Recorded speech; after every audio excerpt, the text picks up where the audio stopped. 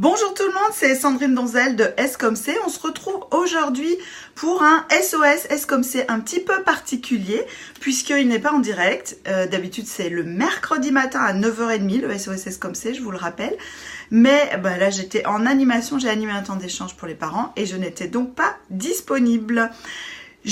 Comme j'ai annoncé, j'ai mon petit saladier de questions. J'ai tiré au sort une question, je me suis dit que j'allais vous épargner le tirage au sort. Et j'ai la question du jour. Alors, je rappelle pour ceux et celles qui ne connaissent pas le principe du SOS S comme C, vous m'envoyez des questions pendant la semaine par mail à l'adresse sandrine@sco2mc.fr ou par message privé sur la page Facebook en précisant bien dans l'objet question pour le SOS S comme C. Donc, vous m'envoyez les questions. Habituellement le mercredi matin à 9h30 en direct live sur la page Facebook de SOS S comme C, je tire une question au sort et j'y réponds en 10-15 minutes. Cette semaine c'est un petit peu particulier puisque je n'étais pas disponible le mercredi, donc je fais ma vidéo en différé, je l'enregistre et vous la retrouvez maintenant. Évidemment vous pouvez retrouver toutes les vidéos précédentes, les questions précédentes sur le blog.scomc.fr et puis sur la chaîne YouTube qui s'appelle Sandrine Donzel.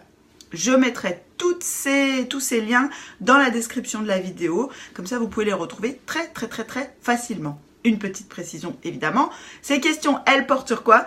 Elles portent sur les émotions, les relations, tout ce que vous pouvez rencontrer comme difficulté autour des émotions et des relations, dans la famille, dans le couple, au travail, vis-à-vis de vous-même, bref, sur tous les plans.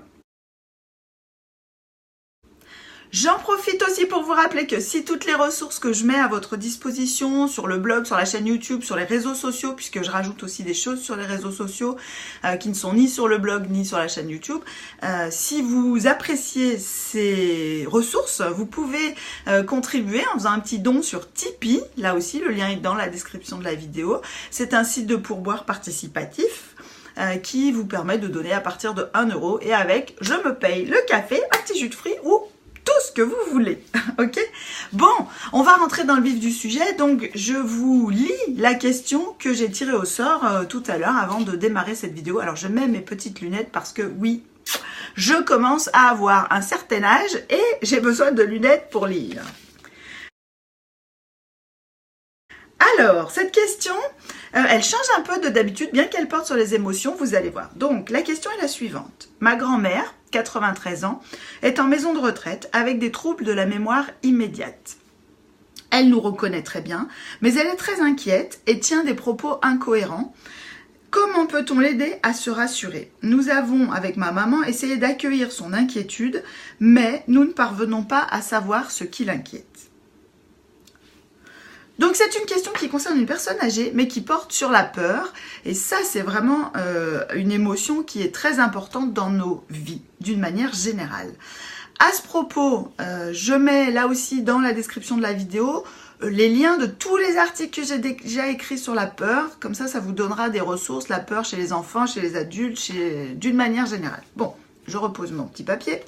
Et je rentre dans le vif du sujet de la question qui a été posée sur ma grand-mère, 93 ans, a des troubles de la mémoire et elle est très inquiète, elle tient des propos incohérents. On essaye de la rassurer, on essaye d'accueillir son émotion.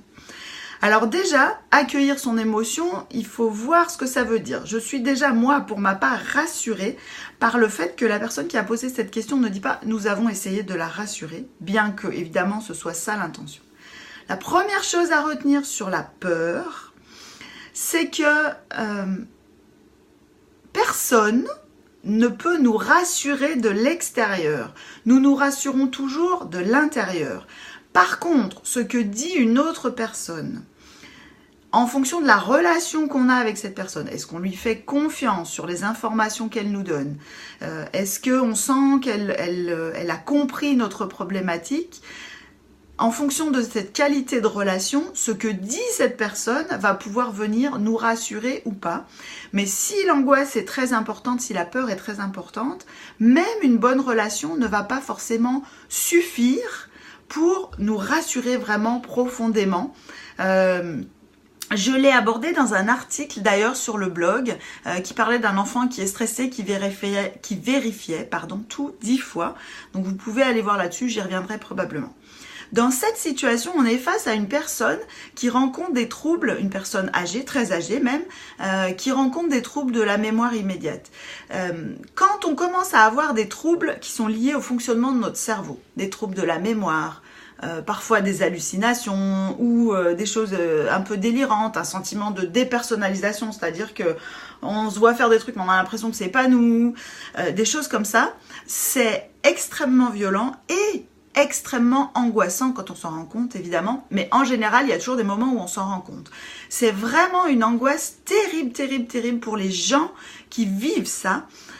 Moi, j'ai déjà eu, alors je ne l'ai jamais vécu moi-même, mais j'ai déjà eu des gens en accompagnement, par exemple une mère qui avait vécu un épisode de psychose, de délire, on appelle ça des psychoses puerpérales, c'est lié à l'accouchement, c'est autour de l'accouchement, on se met à être complètement délirant. Et cette personne, évidemment, après coup, s'est rendu compte de ces épisodes délirants, s'en rendait compte aussi en partie pendant. Et en fait, on se sent glissé dans un truc qu'on ne contrôle pas. Donc ça, déjà, c'est hyper flippant. Et avec cette notion de comment je vais me raccrocher au monde des vivants, j'allais dire, mais au monde entre guillemets normal. Comment je peux communiquer que je suis en train de partir et j'arrive pas à ne pas partir. Enfin, ça suscite un certain nombre de questions. Et même quand cet épisode est derrière nous, c'était le cas pour la personne à laquelle je pense, ça reste extrêmement angoissant parce que quand on l'a vécu, on sait au fond que ça va toujours pouvoir revenir. Donc la petite angoisse, elle reste toujours sous-jacente. Dans ce cas-là, c'est possible que les propos incohérents soient liés à un niveau d'angoisse assez important. La personne qui a posé la question me dit on a essayé d'accueillir son émotion mais on ne parvient pas à savoir ce qui l'inquiète. Je pense que déjà dans un premier temps, alors soit que la grand-mère en question n'arrive pas à le verbaliser, soit qu'elle-même ne sache pas très très bien quel est le problème, ça peut arriver. Parce que tout devient confus, tout devient flou sous l'effet de l'émotion, sous l'effet aussi peut-être des troubles de la mémoire.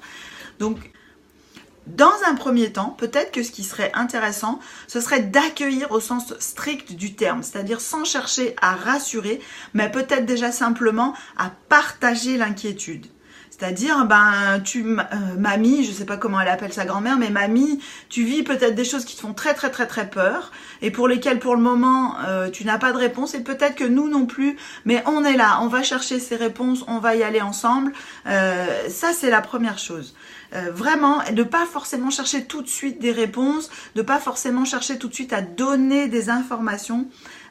Qui d'autant plus là, quand on n'a pas très bien ciblé quel est le problème, la personne n'est pas forcément en mesure de dire ce qui va la rassurer. Pensez-vous à une peur, je dis n'importe quoi, par exemple, vous avez peur des araignées, est-ce que vous êtes capable de dire, si vous savez qu'il y a une araignée dans la pièce, qu'est-ce qui va vous rassurer ? Définitivement. Déjà, vous sentez bien qu'en fait, rien ne va vous rassurer. Peut-être qu'il y a des choses qui vont vous aider à surmonter cette peur, à vivre avec cette peur. Donc ça, c'est peut-être une deuxième étape, une deuxième question à poser à la personne, une fois qu'on a montré qu'on entendait, mais que oui, bien sûr, c'est flippant ce que tu es en train de vivre, mamie, mais bien sûr, c'est hyper stressant. En plus, on a là une dimension aussi qui est celle de la fin de vie.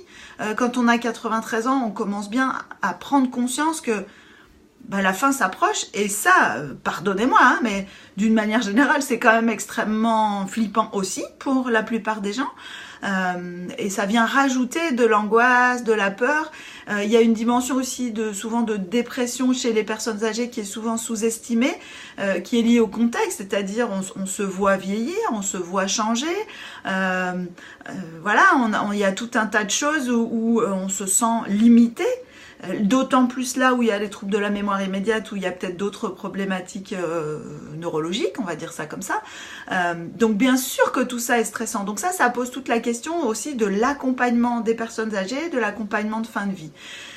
Donc moi, si j'ai une orientation, une piste à donner, un conseil, mon Dieu non, parce que je suis pas dans la situation, je connais pas les personnes directement, je ne connais pas tout le contexte, mais en tout cas une orientation, ce serait vraiment de montrer déjà de l'humanité pour dire oui c'est flippant, oui c'est stressant, nous on est là, on va pouvoir te montrer que on te soutient, on t'aime, est-ce qu'on pourra te rassurer, on ne sait pas, si toi tu sais.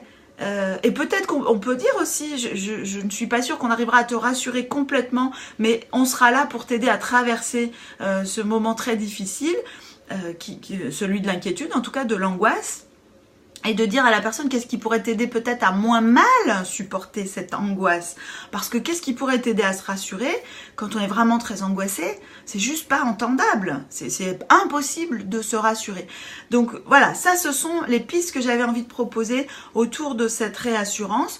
Peut-être que aussi cette personne et sa maman, donc la fille et la petite fille de cette grand-mère, peuvent aussi se rapprocher soit d'associations de soutien aux aidants qui peuvent être là pour leur proposer aussi des pistes sur comment on accompagne les émotions d'une personne, soit en fin de vie, je suis pas sûre qu'elle soit en fin de vie, mais malheureusement c'est quand même une possibilité à envisager, soit d'une personne en grande difficulté, peut-être aussi se rapprocher de l'équipe médicale qui va pouvoir peut-être les aider autour de ça, autour de comment, du psychologue de l'équipe, souvent il y en a, qui va pouvoir les aider autour de comment on accompagne l'angoisse.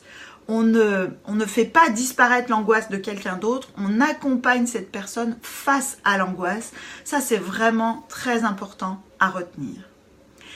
Je vous invite, comme je l'ai dit en début de vidéo, à aller voir sur le blog tous les articles que j'ai mis sur la peur. Il y a déjà des pistes, beaucoup concernent les enfants, mais vous pouvez très facilement transposer d'une manière générale, y compris aux adultes. J'espère que vous y trouverez des ressources et des aides par rapport à ça. N'hésitez pas à déjà m'envoyer des questions pour le SOS comme c'est de la semaine prochaine. Il aura bien lieu en direct mercredi à 9h30. Alors mercredi prochain, le combien serons-nous? Je ne sais pas, nous sommes aussi le 21, nous étions le 21 hier, donc nous serons le 28 novembre 2018, donc mercredi prochain, 28 novembre 2018, 9h30, en direct live sur la page Facebook. Je serai là, je serai présente avec mon petit saladier et mon café que je n'ai pas pris aujourd'hui.